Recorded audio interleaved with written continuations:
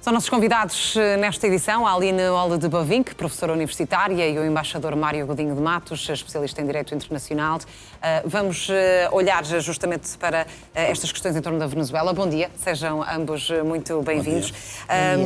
Começando por si, Aline, estivemos a olhar para estas informações das últimas horas, com Donald Trump a anular a segunda vaga de ataques que teria previsto e também esta informação que vem da Venezuela de uma libertação de presos políticos. Estamos a começar a ver sinais positivos, finalmente, daquilo que foi a ação norte-americana no passado sábado?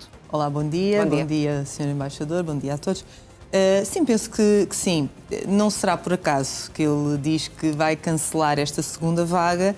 Não podemos esquecer que ontem o Senado, e provavelmente para a próxima semana, será votada a tal resolução para impedir Trump de cometer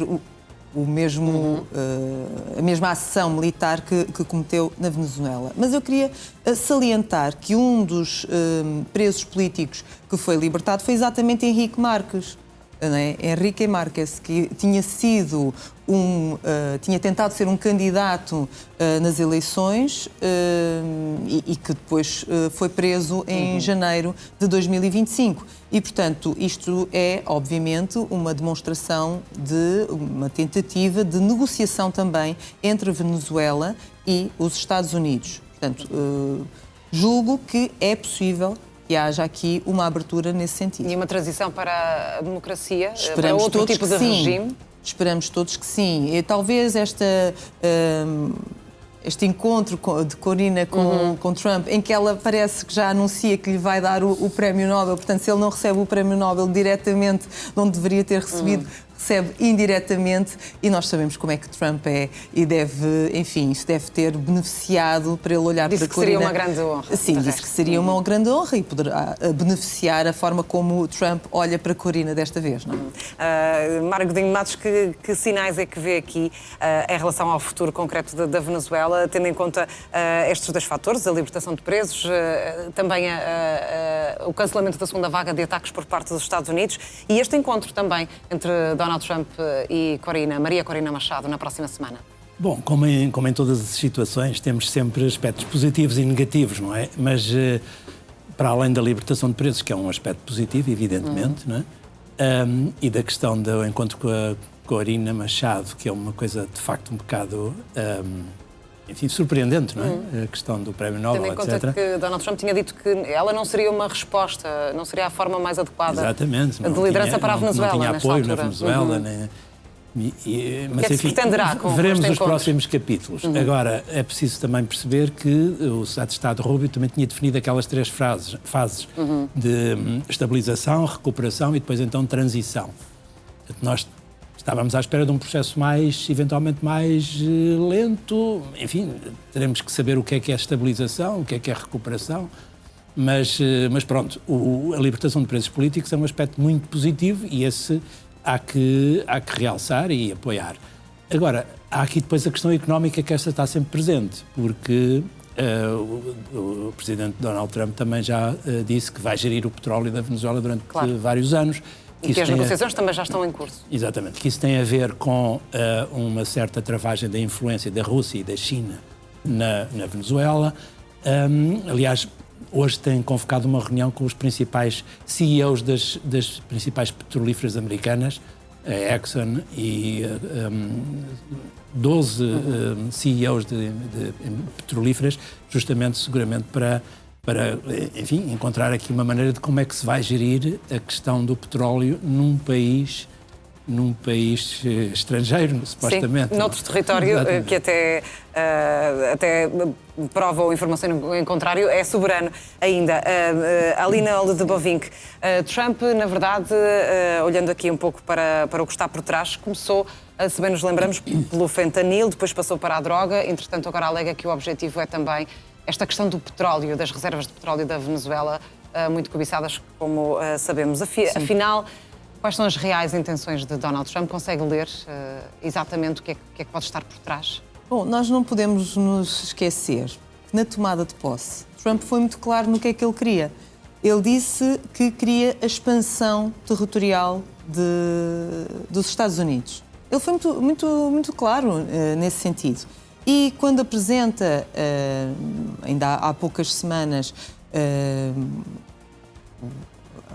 Carta de Segurança, não é? Em que ele fala na retoma, no fundo, do plano Monroe, percebemos perfeitamente o que é que isso quer dizer. Quer dizer que quer conquistar territorialmente ou por via de influência política todo o hemisfério ocidental e é evidente que economicamente vai querer também controlar a parte, nomeadamente de petróleo, e também gerir a zona de influência, porque estava a haver aproximação tanto da China, como disse o Sr. Embaixador, tanto da China como da Rússia, junto da Venezuela. Mas não só. O Irão também, não é? Que agora está, enfim, o povo está nas ruas no Irão em protesto e não podemos dissociar disto, porque de facto, apesar de ter começado há mais tempo,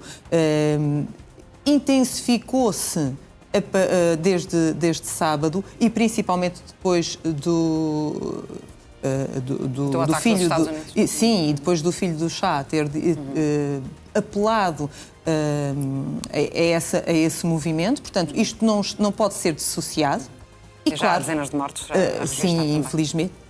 E, claro, evidente que a Groenlândia também tem aqui um peso, também porque a China e a Rússia estão a tentar dominar as vias económicas e comerciais daquela zona. Portanto, é óbvio que o que Trump vai querer, para além de expandir eventualmente o seu território, não sabemos o caso da Groenlândia como será, se ele quer comprar a Groenlândia, se não quer, ainda está tudo sobre a mesa. Mas é evidente que quer gerir, quer ter a sua zona de influência aumentada por todo esse território. Sr. Embaixador, em relação à questão da Groenlândia, de facto, também temos aqui uma reunião já prevista, marcada, disse Marco Rubio, com a Dinamarca. A ideia, o objetivo será, pela via pacífica, adquirir a Groenlândia. Este argumento da segurança que Donald Trump usa tantas vezes pode funcionar, tendo em conta o risco, o perigo, quer de China, quer de Rússia, e um maior reforço da segurança norte-americana no território da Groenlândia pode ser uma via para conseguir uma negociação positiva? Evidentemente que a ilha tem uma posição estratégica importantíssima e sabe-se a influência, sobretudo da Rússia na zona do Ártico, mas também da China. Aliás, funcionou até há uns anos atrás o chamado Conselho do Ártico, onde a Europa, a União Europeia, tinha uma participação. E eram discutidos vários aspectos que tinham a ver com a segurança do Ártico e tudo o que está, digamos, que envolve essa zona, tem a ver com a abertura de uma via de comunicação que tem a ver com as alterações climáticas. Agora, esse Conselho do Ártico, de alguma maneira, está desativado, não se tem reunido com a frequência que existia antes. E o que temos aqui, espera-se, é uma negociação diplomática. Vamos ver o que é que sai dessa reunião da próxima semana com a Dinamarca para ver se há alguma maneira de se encontrar ali um equilíbrio que evite a intervenção militar.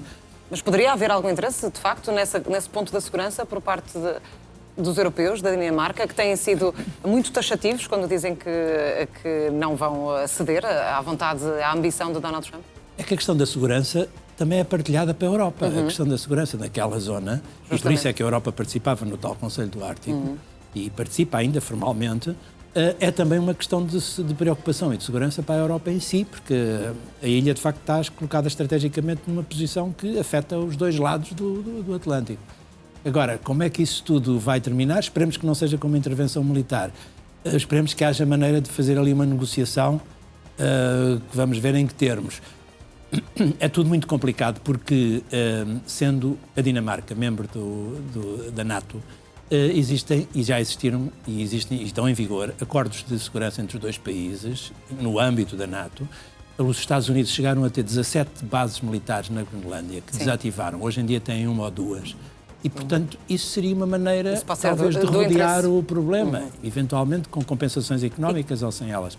Mas enfim, o eu acho que se deve evitar, acima de tudo, é uma intervenção militar. Por via militar, que não está descartada por parte da administração de Trump. Porque então, nesse caso, era o fim da NATO. Porque, quer dizer, um aliado atacar o outro não está nas cartas. Não está previsto, não há nenhum artigo que preveja tal situação. Mas eu penso que a intervenção militar será o último recurso, no Também fundo. espero. Porque provavelmente até poderão abrir aqui como se fosse um tratado de livre associação com os Estados Unidos, como aconteceu com as Ilhas Marshall. Portanto, talvez seja este a última possibilidade para controlar aquele território, havendo aqui, enfim, a cedência da defesa de uma autoridade total por parte dos Estados Unidos, mas de defesa do território mais até do que uma imposição militar. Acha que Donald Trump acaba por falar nisso, na questão da via militar, também para forçar a negociação e com base também no exemplo que vimos da Venezuela? Enfim, a questão do uso da força acaba por ficar um pouco mais realista depois do último sábado, ou não? Sim, claro que sim. Isto no fundo é como quem diz, vocês já sabem do que é que eu sou capaz, portanto, tomem atenção. De qualquer forma, aliás, nós temos vindo a falar sobre isto já há muito tempo, sim, que Donald Trump não é sensível à argumentação do direito internacional. Ainda hoje o disse. Enfim, da fraternidade dos povos e desse tipo de não ingerência de salvaguarda da soberania dos outros países. Ele faz tudo segundo uma ideia de força. Isto também tem a ver um pouco com a base cultural da Europa versus a base cultural norte-americana. Nós ainda estamos muito imbuídos do espírito de Rousseau e de Kant, não é? Rousseau, o homem é bom naturalmente, é a sociedade que o corrompe, ou então de Kant, que é uma federação, não é? Sempre defendeu uma federação e uma ordem entre essas federações pela razão. Ora, Trump nitidamente segue Hobbes, não é? Que é a ordem através da força. E é, no fundo, isto que ele vai continuar a fazer. A questão aqui, parece-me também, é que há que ver se é só uma questão de segurança ou se isto tem a ver com as potencialidades da ilha, porque é muito rica em terras raras, em minerais importantes, etc. E se for essa segunda opção, aí complica mais a questão. Porque pode não haver entendimento da outra parte, da Dinamarca e dos europeus.